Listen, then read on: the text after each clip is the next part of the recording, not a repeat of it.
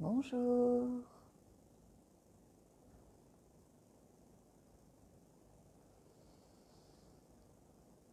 Bonjour, bienvenue.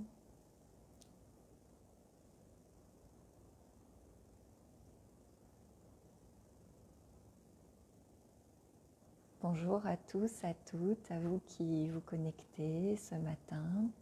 Bonjour Roberte. Bonjour Chantal.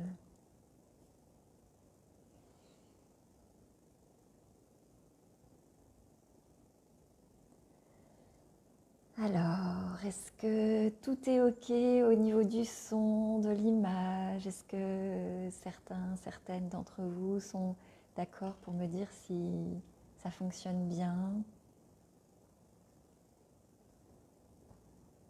Bonjour Estelle, bonjour Ingrid, bonjour Steve.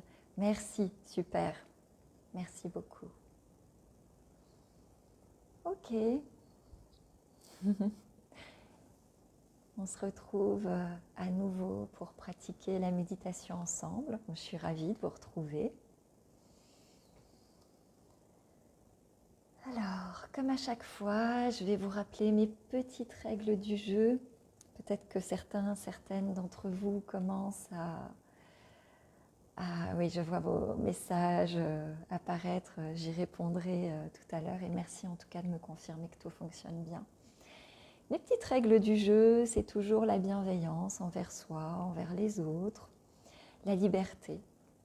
Moi, je vous fais des propositions et soyez toujours à l'écoute de vos besoins, de vos limites et apprenez à les respecter. Donc, je propose et il n'y a aucune obligation dans ce que je propose. Voilà. Voilà pour les petites règles du jeu.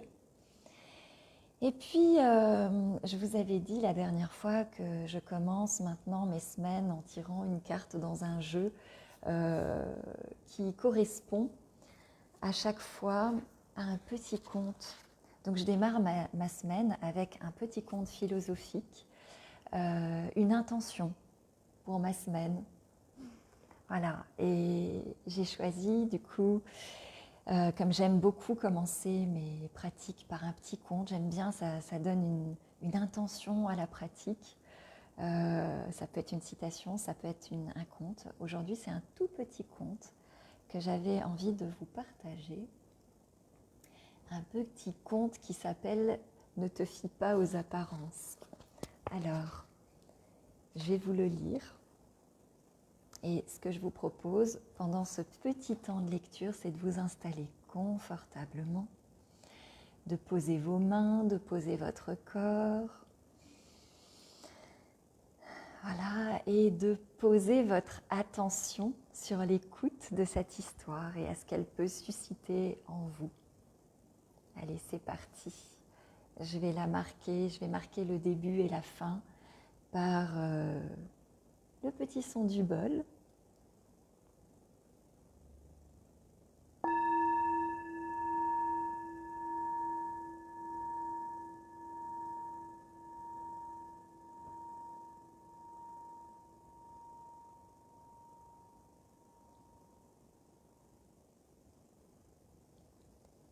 Un vieil homme à l'apparence misérable mendiait sa vie. Il s'avançait dans les rues d'une ville. Personne ne lui prêtait attention. Un passant lui dit avec mépris : « Que fais-tu ici ? Tu vois bien que personne ne te connaît. » L'homme pauvre regarda calmement le passant et lui répondit : « Que m'importe ? Je me connais moi-même et cela me suffit. C'est le contraire qui serait inquiétant, que tous me connaissent et que je m'ignore. »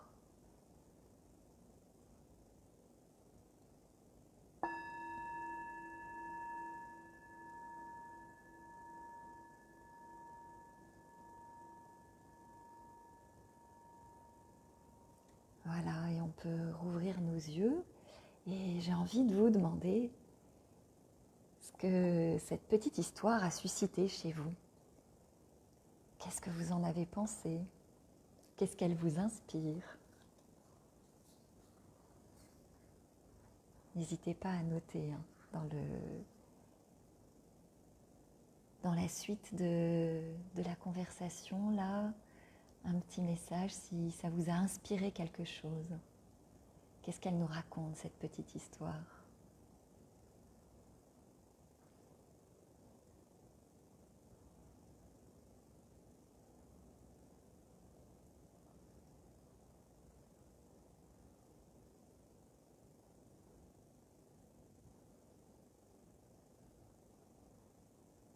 Alors, ça met peut-être du temps à arriver. Ou proverbe vérité, profonde vérité.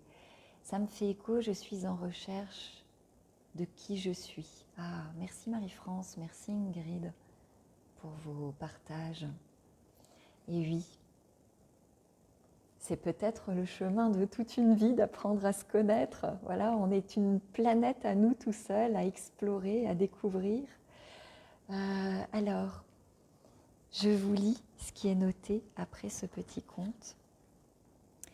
Ce qui est noté, ne pas vivre dans le regard des gens, très intéressant, Phil. Eh oui.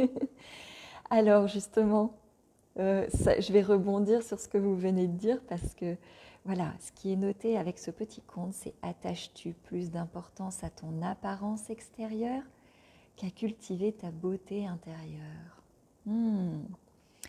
Comme nous sommes sensibles au regard des autres, nous attachons beaucoup d'importance à notre apparence physique, notre coupe de cheveux, nos vêtements, etc. Or, il est important, pour réussir sa vie, être heureux, de cultiver aussi sa beauté intérieure, notre intelligence, notre amour des autres, notre courage, notre capacité à accueillir nos émotions, notre générosité, notre sens de la justice, notre capacité à pardonner, à compatir à la souffrance des autres. Ce sont toutes ces qualités qui font de nous une belle personne. Mais pour développer cela, il est nécessaire d'apprendre à se connaître, s'observer, se découvrir pour savoir ce qui peut peut-être être amélioré afin d'être de plus en plus beau intérieurement. Intéressant cette petite histoire. Mais bon, alors attention, ne pas confondre se connaître et se contrôler. Voilà, en tout cas, la méditation nous permet ça, ce chemin vers nous, cette attention à nous qui va nous permettre de nous connaître, de nous découvrir, de connaître nos parts d'ombre, mais aussi nos parts de lumière, mais pas de les contrôler, ces parts de nous, mais d'apprendre à les accepter. Parce que comme le dit si bien Christophe André, de toute façon, on ne peut pas quitter un endroit si on n'a pas déjà accepté d'y être. Donc, s'il y a des choses qui nous dérangent chez nous, peut-être que le premier pas, c'est d'accepter d'être comme nous sommes, avec nos qualités, nos défauts. Peut-être même que nos défauts ont des facettes de qualité. Est-ce que c'est vraiment des défauts? Est-ce que c'est une question d'équilibre? Je ne sais pas, peut-être. Mais en tout cas, on va apprendre à donner de l'attention à tout ça. Et puis la méditation, à travers ces piliers, ces valeurs, ces attitudes qu'on va cultiver, va nous aider. Alors, qu'est-ce que c'est que les piliers, les valeurs? Alors moi, je vais vous montrer, j'ai une petite fiche sur laquelle c'est noté. Voilà. Et donc, quelles sont ces attitudes, ces piliers qu'on va cultiver à travers la méditation? J'avais envie de vous le rappeler aujourd'hui, c'est tellement important. On va cultiver le non-jugement, l'esprit du débutant, la patience, le lâcher-prise, la confiance, le non-effort, l'acceptation et le petit dernier qui a été rajouté il y a quelque temps, la générosité.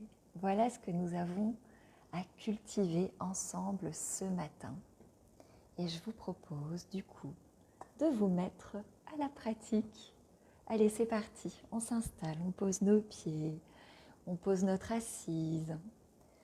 Alors, on essaie de trouver un ancrage, une position qui va nous permettre de libérer notre attention pour la pratique. Que notre attention ne soit pas focalisée sur des gênes d'installation. Donc, on est toujours attentif à bien se poser, mais on peut toujours rectifier notre position en cours de route avec attention, avec présence. On peut poser nos mains sur les cuisses, devant le bassin, déposer nos épaules, rentrer un tout petit peu le menton, voilà. Et puis, on va écouter le son du bol jusqu'à ce qu'il disparaisse. Et si c'est OK pour nous, on peut fermer nos yeux. Si on souhaite garder les yeux ouverts ou mi-clos, on peut simplement déposer le regard devant nous, légèrement vers le bas.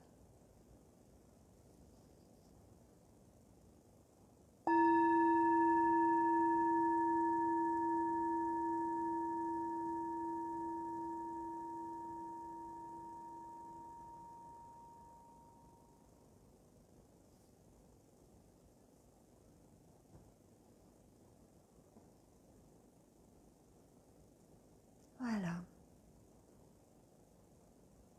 Et une fois que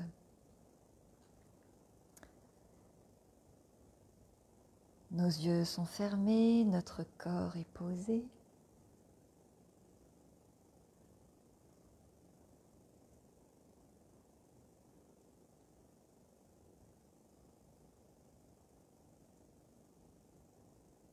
sans que nous n'ayons rien besoin de faire,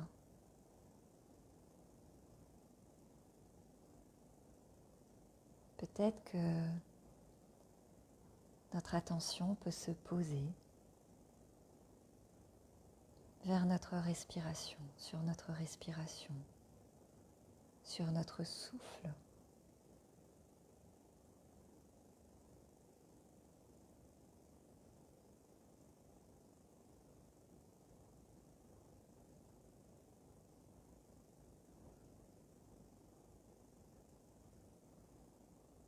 À l'endroit où c'est le plus confortable pour nous, où c'est plus naturel pour nous de sentir ce mouvement de vie qui se déploie moment après moment.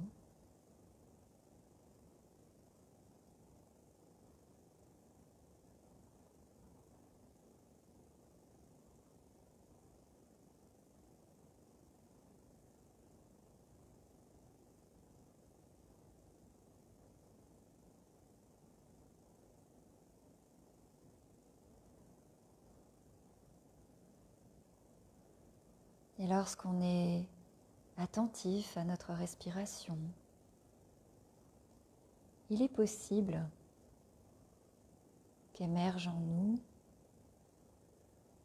des pensées, peut-être des jugements sur cette respiration. Elle est comme ceci, comme cela, trop ou pas assez.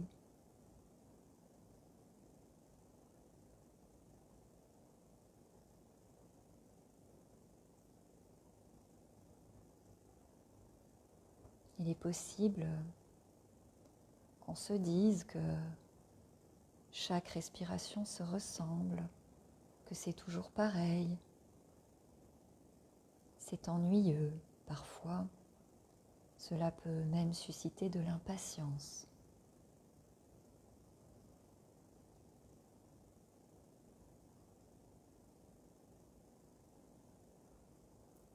Ou même, quelquefois, il peut nous arriver, peut-être, de remarquer que nous changeons le rythme de notre respiration, que nous essayons de le contrôler. Peut-être parce que nous avons l'habitude de faire quelque chose.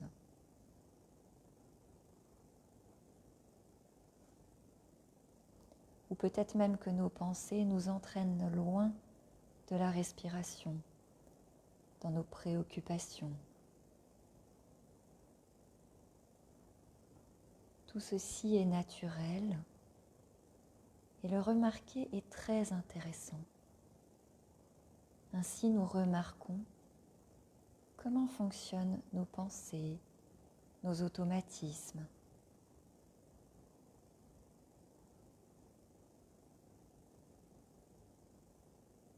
Et à chaque fois, nous pouvons revenir à la sensation.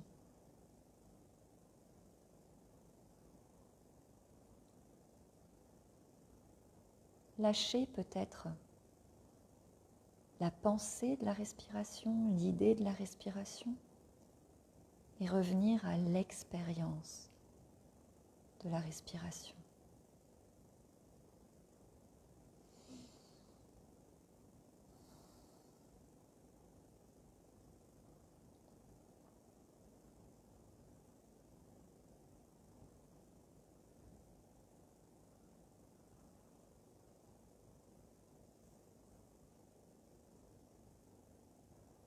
À la sensation.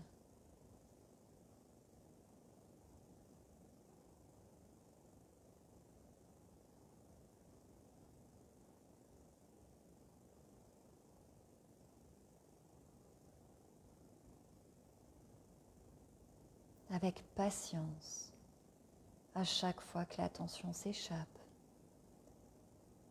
revenir toujours à la sensation du souffle.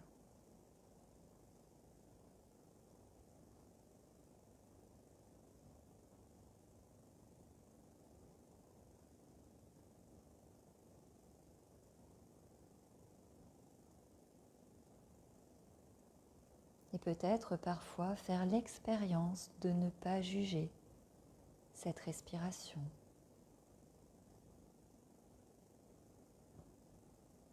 De la sentir tout simplement comme elle est.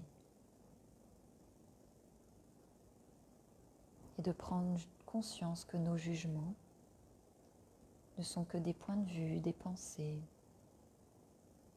C'est ok.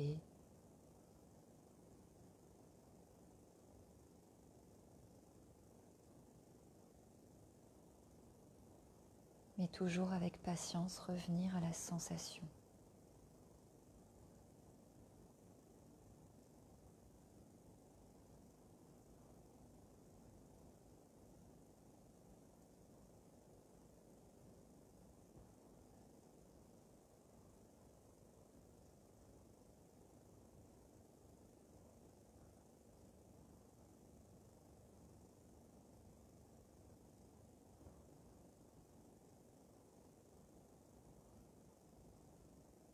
Juste sentir. C'est ça le non-jugement.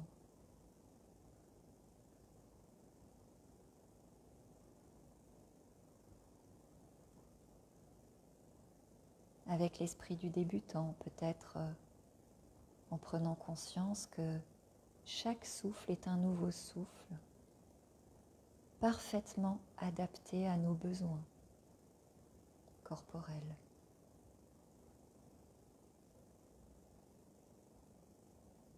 Peut-être que chaque souffle se ressemble,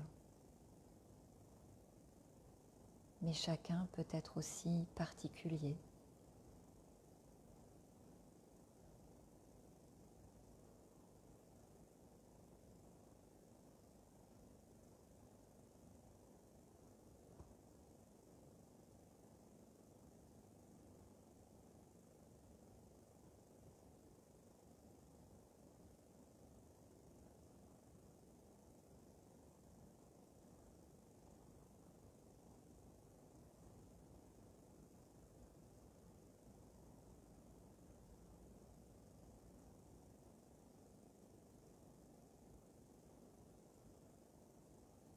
Et à chaque cycle respiratoire, nous acceptons l'air qui entre en nous. Nous accueillons cet air à chaque inspire et à chaque expire, nous le laissons repartir cet air. Nous lâchons prise.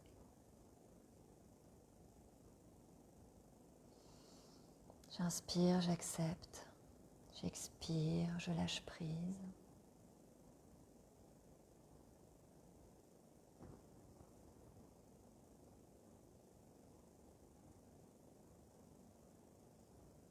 Sans que je n'ai besoin de faire quoi que ce soit. La respiration se produit dans le non-effort. Elle se produit toute seule, naturellement.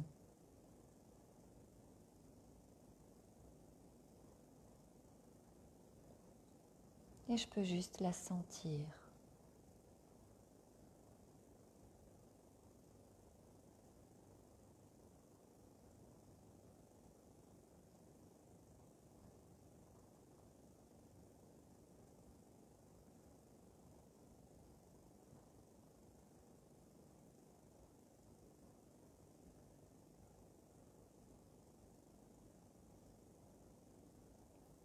Et peut-être que si parfois je remarque des besoins de la changer, de la contrôler, eh bien parfois je peux remarquer que je la laisse se déployer naturellement, à son rythme, en toute confiance. Je sais que ma respiration sait s'adapter à mes besoins, que je n'ai pas besoin de faire quelque chose. Je peux avoir une pleine confiance en elle.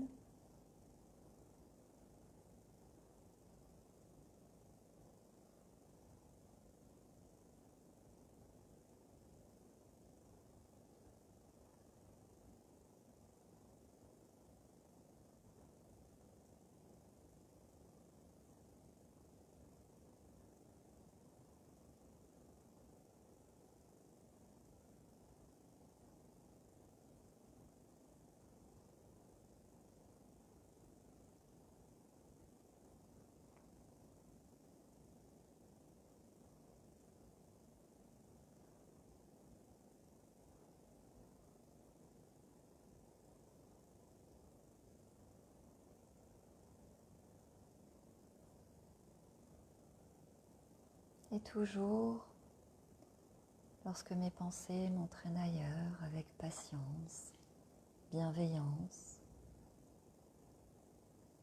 non-jugement envers moi-même, je peux revenir à ce souffle de vie qui est présent en moi, ce mouvement permanent, cette sensation, cette expérience de la respiration.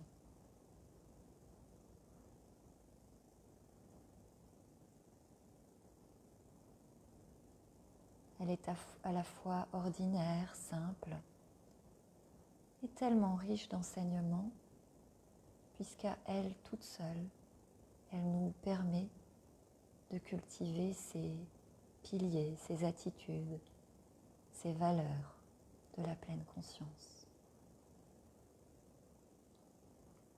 Moment après moment, j'apprends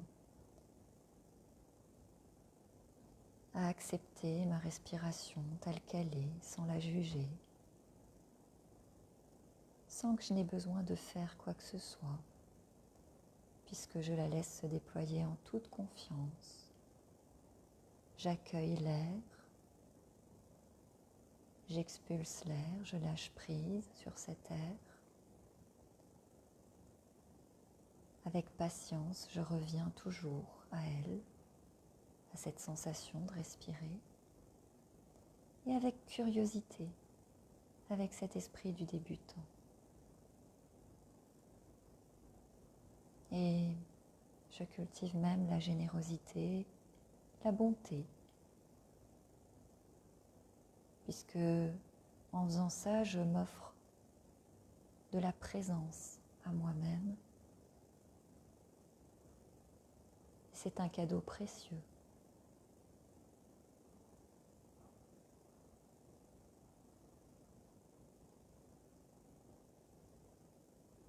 C'est un geste d'amour.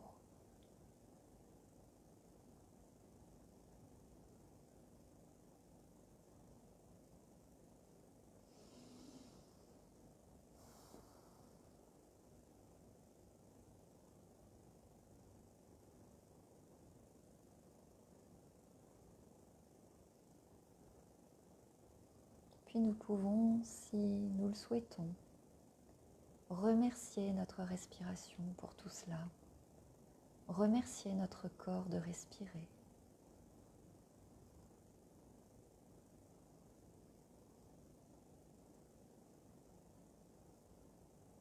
Nous remercier nous-mêmes d'avoir pris ce temps pour nous, ce temps de présence, ce temps de qualité.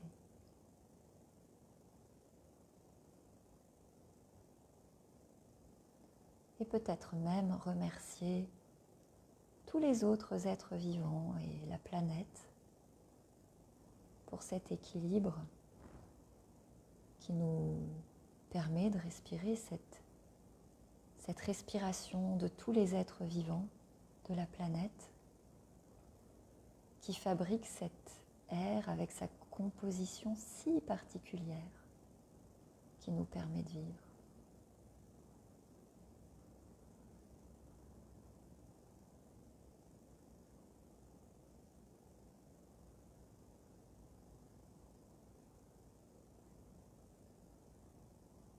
Puis nous allons entendre à nouveau le son du bol, nous l'écouterons attentivement. Nous pourrons ouvrir nos yeux, nous étirer si nous en ressentons le besoin, puisque c'est important de prendre soin de ses besoins.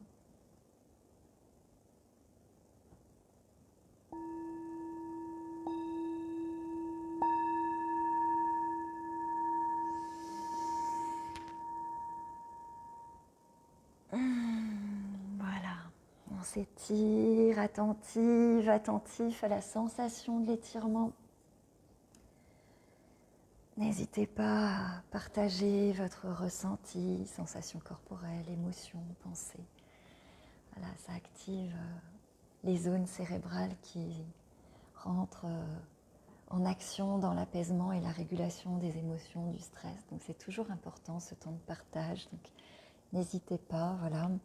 Et moi, j'avais justement envie de vous partager aujourd'hui ma petite astuce. Ma petite astuce du jour, c'est ça.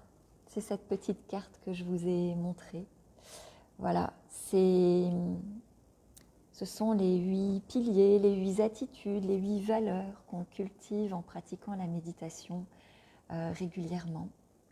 Et comme ce sont des attitudes qu'on n'a pas l'habitude de vivre dans notre société, c'est même plutôt l'inverse, on est plutôt dans le jugement permanent, on a toujours tout vu, tout expérimenté, tout fait, on est impatient, c'est la culture de l'immédiateté, on veut contrôler les choses, on est toujours dans l'action, dans le vouloir faire pour obtenir un résultat.